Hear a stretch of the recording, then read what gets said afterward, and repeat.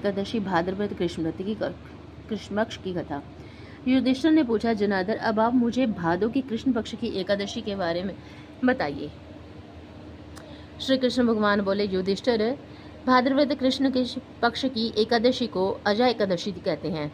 जो मनुष्य इस दिन भगवान की भक्ति पूर्वक पूजा करते हैं, वह व्रत करते हैं, उनके समस्त पाप नष्ट हो जाते हैं। इस एकादशी की कथा इस प्रकार से है। प्राचीन काल में एक चक्रवर्ती राजा हरिश्चंद्र राज्य करते थे। वह अत्यंत वीर, प्रतापी तथा सत्यवादी थे। उन्होंने किसी अज्ञात कर्म तथा प्रतिज्ञा से राज्य को त्याग दिया और अपनी पत्नी तथा पुत्र को बेच दिया। वह स्वयं एक चांडाल के सेवक बन गए। उन्होंने चांडाल के यहाँ कफन लेने का काम किया, परंतु उसने इस आपत्ति में सत्य के काम को नहीं छोड़ा। जब इस प्रकार रहते हुए उनको बहुत से वर्ष व्यतीत हो गए तो इससे मुक्त होने का उपाय खोजने लगे। एक बार गौतम ऋषि वहाँ आए। राजा ने उन्हें देखकर प्रणाम किया और अपने दुख की कथा सुनाई। महर्षि गौतम बोले, राजन, भादो कृष्ण पक्ष में अजा एकादशी होती है। तुम इस एकादशी में विधि पूर्वक भगवान का व्रत करो, रात्रि में जागरण करो। इस प्रकार तुम्हारे समस्त पाप नष्ट हो जाएंगे।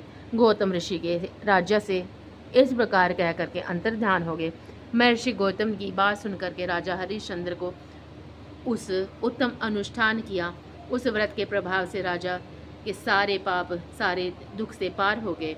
उन्होंने पत्नी का सन्निधान और अपने पुत्र मिल गया। जब सब अजा एकादशी के व्रत का प्रभाव था, जो मनुष्य इस अजा एकादशी को व्रत को विधि पूर्वक करते हैं तथा रात्रि जागरण करते हैं, उनके समस्त पाप नष्ट हो जाते हैं, जो अंत समय स्वर्ग को जाते हैं।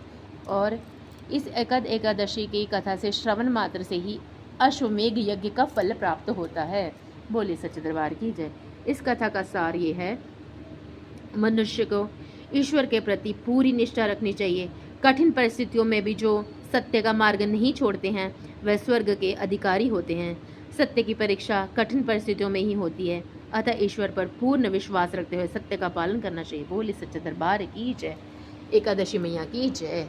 लक्ष्मी नारायण भगवान की जय। कथा समाप्त।